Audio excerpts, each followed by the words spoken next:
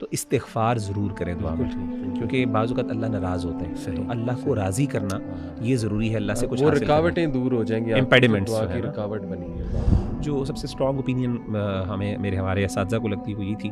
کہ جی عصر کے بعد سے لے کے مغرب کے درمیان کوئی ایک گھڑی ہے اور اس میں جو بندہ ایگر ہوگا وہ اس کو مل جائے گی، اور ایگرنیس آپ مطلب مانگیں گے اللہ آپ کو توفیق دے دیں گے۔ جب انسان ڈسٹریس میں ہوتا ہے اس وقت، اور ایسا ڈسٹریس ہو جس میں انسان اللہ پہ صبر کر رہا ہو، اسی لیے علماء کہتے ہیں صبر کی حالت میں جب مشکل آئی ہو نا انسان پر، اس وقت جہاں پہ آپ صبر کر رہے ہیں نا، اور آپ اس صبر اس کی تکلیف کو برداشت کر رہے ہیں، اب وہ آپ کے پاس ایسی اپرچونیٹی ہوتی ہے کہ آپ اللہ تعالیٰ سے کچھ منوا سکتے ہیں اس ٹائم پہ۔ چلے آپ پر یہ مشکل تو آئی ہوئی ہے، اللہ چلے میں اس کو برداشت کروں، اللہ مجھے اس کی جگہ فلاں چیز عطا کر دے۔ ایک چیز جو بڑی امپورٹنٹ آپ نے ذکر کی کہ یہ جو سوال ہوتا ہے کہ جی دعا کے اندر استغفار زیادہ ہو یا پھر اللہ تعالیٰ سے کچھ حمد زیادہ ہو، یہ بھی ایک امپورٹنٹ۔ تو ابن تیمیہ رحمہ اللہ نے بڑی خوبصورت بات کی، انہوں نے کہا استغفار اصل میں انہوں نے کہا کہ ایک کپڑا ہے، امیجن کریں تو وہ گندا کپڑا ہے، آپ نے اس کو خوشبو لگانی ہے، صحیح، تو آپ کیسے لگائیں گے؟ میں نے کہا سب سے پہلے آپ اس کو دھوئیں گے، بالکل ٹھیک، اس کے بعد پھر آپ خوشبو لگاتے ہیں۔ سبحان اللہ۔ تو انہوں نے کہا اصل میں حمد جو ہے وہ خوشبو ہے اور استغفار گناہوں کی کلنزنگ ہے۔ تو ہمیں کیا کرنا چاہیے کہ سب سے پہلے جیسے آپ نے کہا کہ حمد کے بعد پھر اللہ کے رسول صلی اللہ علیہ وسلم پہ درود و سلام، اس کے بعد صفائی کریں،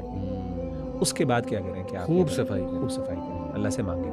اور اس مانگنے کے بعد پھر آپ اللہ تعالیٰ یعنی پھر جب آپ کو ہو جائے پھر آپ کیا کریں گے اللہ تعالیٰ سے تو استغفار ضرور کریں دعا میں، کیونکہ بعض اوقات اللہ ناراض ہوتے ہیں، تو اللہ کو راضی کرنا یہ ضروری ہے، اللہ سے کچھ وہ حاصل کرنا، رکاوٹیں دور ہو جائیں گی، امپیڈیمنٹس دعا جو ہے کی نا۔ رکاوٹ بنی ہے۔ تو یہ، اور اسی طریقے سے آخری چیز یہ ہے کہ ایسے ٹائمز پہ مانگی جائے جو ذرا ٹائمز جہاں پہ دعا زیادہ قبول اللہ تعالیٰ کرتے ہیں۔ یہ میں ڈسکس بھی کرنا چاہتا ہے، کوئکلی ذرا آپ جی آپ بتا دیں۔ ہاں، اس میں ایک تو جمعے کے دن ہے خاص طور پہ، جس میں اللہ کے رسول نے فرمایا کہ جمعے کے دن ایک گھڑی ہوتی ہے جس میں اللہ تعالیٰ دعا کو ضرور قبول کرتے ہیں، اور وہ ٹائم جو ہے آپ صلی اللہ علیہ وسلم نے اسپیسیفکلی نہیں بتایا، وہ عصر کے بعد، عام علماء نے کہا عصر کے مختلف آراء ہیں، کچھ نے جمعے خطبے کے دوران بھی کہا ہے، اور کچھ نے مختلف آراء ہیں، اور ان سب کے ادلہ دلائل ہیں۔ جو سب سے اسٹرانگ اوپینین ہمارے اساتذہ کو لگتی ہے وہ یہ تھی کہ جی عصر کے بعد سے لے کے مغرب کے درمیان کوئی ایک گھڑی ہے، اور اس میں جو بندہ ایگر ہوگا وہ اس کو مل جائے گی، اور ایگرنیس آپ مطلب مانگیں گے اللہ آپ کو توفیق دے دیں گے۔ دوسری چیز یہ ہے کہ خاص طور پہ اذان اور اقامت کے درمیان حدیث میں آتا ہے، اس میں آپ نے فرمایا اللہ کے رسول نے فرمایا الدعاء لا يرد بین الاذان والاقامہ۔ اسی طریقے سے سردے کی حالت اس میں ایک ایڈ کر دوں کہ استغفر اللہ، ہم لوگ اکثر لیٹ جاتے ہیں نماز میں۔ اب دیکھیں کتنا بڑا موقع ہم ضائع کر رہے ہیں کہ اذان اور اقامت کے درمیان کوئی ٹائم 10 منٹ تو ہوتے ہیں، اذان جب ہو جاتی ہے، ہماری عادت ہے کہ مسجد میں انٹر تب ہونا ہے، یا تو وہ تکبیر اولیٰ مس ہو چکی ہوگی یا پھر ایک رکعت مس ہو چکی ہوگی، تو یہ کتنی بڑی اپرچونٹی ہم لوگ جو ہے وہ ضائع کر رہے ہیں۔ اللہ تو اذان اور اقامت کے درمیان جی، اور اسی طریقے سے علی بھائی جو ہے وہ ہے سفر کے دوران، روزے کی حالت میں، اور جب انسان پہ ظلم ہوا ہو، انسان مشکل میں ہو، تو آپ صلی اللہ علیہ وسلم نے فرمایا ثلاث دعوات مستجابات، 3 دعائیں ایسی ہوتی ہیں جو اللہ تعالیٰ ضرور قبول کرتے ہیں۔ دعوت الصائم، روزے کی حالت میں جب انسان ڈسٹریس میں ہوتا ہے اس وقت، اور ایسا ڈسٹریس ہو جس میں انسان اللہ پہ صبر کر رہا ہو، اسی لیے علماء کہتے ہیں صبر کی حالت میں جب مشکل آئی ہو نا انسان پر، اس وقت جہاں پہ آپ صبر کر رہے ہیں نا، اور آپ اس صبر اس کی تکلیف کو برداشت کر رہے ہیں، اب وہ آپ کے پاس ایسی اپرچونیٹی ہوتی ہے کہ آپ اللہ تعالیٰ سے کچھ منوا سکتے ہیں اس ٹائم پہ۔ چلے آپ پر یہ مشکل تو آئی ہوئی ہے، اللہ چلے میں اس کو برداشت کروں، اللہ مجھے اس کی جگہ فلاں چیز عطا کر دے۔ تو ایسے موقع پر اس اپرچونیٹی کو بعض اوقات لوگ نا وہ بابیلا کر کے، رود ہو گے نا، اور شکوے کر کے ضائع کر دیتے ہیں۔ تو وہ اپرچونیٹی ہوتی ہے جہاں پہ اللہ کی یعنی اللہ دیکھ رہا ہے میرا بندہ تکلیف میں ہے اور وہ صبر کر رہا ہے، اللہ کو اس کی دل کی کیفیت، اور اس موقع پر جب آپ دعا مانگتے ہیں نا اللہ سے تو آپ کی ایک بہت کیفیت ہوتی ہے۔ تو ایسے موقع پر انسان بڑا کچھ مانگ سکتا ہے، تو علماء کہتے ہیں اس موقع پر جو ہے انسان بعض اوقات نظر انداز کر دیتا ہے، جیسے ام سلمہ نے انا للہ و انا الیہ راجعون، اس موقع پر مانگ، بہت اچھی مثال دی ہے، بالکل ایسے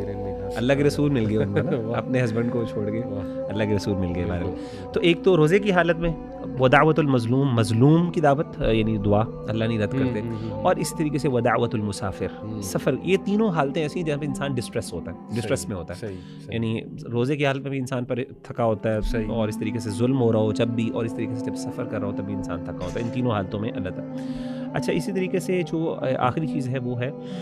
الدعاء فی حال السجود، سجدے کی حالت میں نا وہ جو دعا ہے خاص طور پہ وہ اس موقع کے اوپر اللہ کے رسول صلی اللہ علیہ وسلم نے فرمایا اقرب ما یکون العبد من ربہ وهو ساجد فاکثر الدعاء، سردے کی حالت میں کثرت سے دعا کیا کرو۔ اس میں علماء کہتے ہیں بہرحال کہ سردے کی حالت میں فرضی نمازوں کے اندر آپ پڑھ سکتے ہیں لیکن عربی میں پڑھیں اور اردو میں نہ پڑھیں، لیکن بعض علماء نفلی عبادتوں میں اجازت دیتے ہیں کہ اگر آپ نے اردو میں بھی مانگنی ہے نفلی عبادتوں میں تو وہ بھی اجازت دیتے ہیں، لیکن بہرحال محتاط اوپینین یہی ہے یا آپ کوئی جنرل دعا سجدے میں کریں اور ہاں، اپنی جو دعائیں ہیں دل وہ میں ذہن میں لائیں وہ کرتے ہیں۔ صحیح۔ چھٹی جو چیز ہے وہ جو علماء نے فرمایا ہے وہ یہ ہے کہ بڑے مزے کی ہے، وہ ہے کہ جب انسان مرغے کی آواز سنے عند سماع سیاح الدیک، تو یہ حدیث بھی صحیح غالباً صحیح بخاری کی حدیث ہے۔ ماڈرن سویلائزیشن لوگوں تو آتی ہی نہیں مرغے کی آواز، ہمارے پاس مرغے ہوتے ہی نہیں، ہمارے پاس تو بوائلر ہوتا ہے، پتہ نہیں مرغا ہوتا ہے کہ نہیں۔ صحیح۔ ایک فنی میں کلپ دیکھ رہا تھا، ایک عالم کہتے ہیں یہ مرغا نہیں ہے اس کو چکن کہتے ہیں، آپ نے دیکھا ہے، بہرحال ود ڈیو ریسپیکٹ ٹھیک ہے، تو اس کو ہم ہین نہیں کہتے، اس کو ہم چکن کہتے ہیں، یہ جی مزے کی فنی بات ہے۔ اچھا جی، تو اذا سمعتم اصوات الدیک فسلوا اللہ من فضلہ فانہا رأت ملکا، آپ نے فرمایا کہ جب بھی تم میں سے کوئی بندہ کسی مرغے کو بولتے ہوئے سنے تو وہ پھر اللہ تعالیٰ سے اس کا فضل کا سوال کرے، دعا مانگے اس موقع پر۔ مرغا کوئی کر رہا ہے، اور عام طور پہ صبح کے موقع پہ جب کوئی گاؤں وغیرہ میں جائے تو مرغا اذان دے رہا ہے تو ایسے موقع پر اللہ سے دعا مانگے انسان، کیونکہ وہ فرشتے کو دیکھتا ہے تو اللہ تعالیٰ کی رحمت اس وقت ہوتی ہے۔ اور اس طریقے سے جب وہ گدھے کو بولتے ہوئے سنے تو پھر اللہ تعالیٰ کی جو ہے نا وہ تعوذ کرے اور اللہ تعالیٰ سے پناہ مانگے، کیونکہ اس نے شیطان کو دیکھا ہے۔ اور آخری چیز جو ہے نا وہ ہے مجالس کے اندر جو ذکر کی مجالس ہیں، جہاں پہ جب اللہ کے دین کی بات ہو رہی ہو، ایسے موقع پہ اگر کوئی بندہ بیٹھا ہوا ہے اس مجلس کے اندر تو اس موقع پر انسان کے دل میں اگر کوئی بات آتی ہے وہ اللہ سے مانگ لے، تو اس وقت اصل میں اللہ کے رسول نے فرمایا کہ اس وقت اللہ کے فرشتے ہوتے ہیں جو اس میں ان کو ڈھانپا ہوتا ہے، اور اللہ پوچھتے ہیں کہ میرے بندے اس ٹائم کیا مانگ رہے ہیں اور وہ کس وجہ سے کر رہے ہیں، تو کہتے ہیں اللہ تیری آگ سے بچنا چاہ رہے ہیں، تیری جنت کا سوال، اللہ کہتے ہیں میں نے سب کو دے دیا۔ لمبی حدیث ہے، بڑی مشہور حدیث ہے، صحیح بخاری کی، صحیح مسلم کی۔ تو ان موقعوں پر جو ہے خاص طور پہ دعا مانگنا، تہجد میں پھر دعا مانگنا رات کو، جیسے کہ حدیث میں آتا ہے کہ اللہ کے رسول نے فرمایا جب آخری ٹائم ہوتا ہے سحری کا ٹائم نا، وہم بالاسحار ہم مستغفرون یستغفرون، کہ جب وہ سحری کے وقت میں وہ استغفار کرتے ہیں، تو سحری کا ٹائم جو ہے بالکل جو تھرڈ لاسٹ کوارٹر ہوتا ہے لائٹ رات کا، اس کوارٹر کے اندر خاص طور پہ دعا مانگنا، یہ چیز اس میں اللہ تعالیٰ دعا قبول کرتے ہیں۔ تو یہ کچھ ٹائم تھے بہت زبردست۔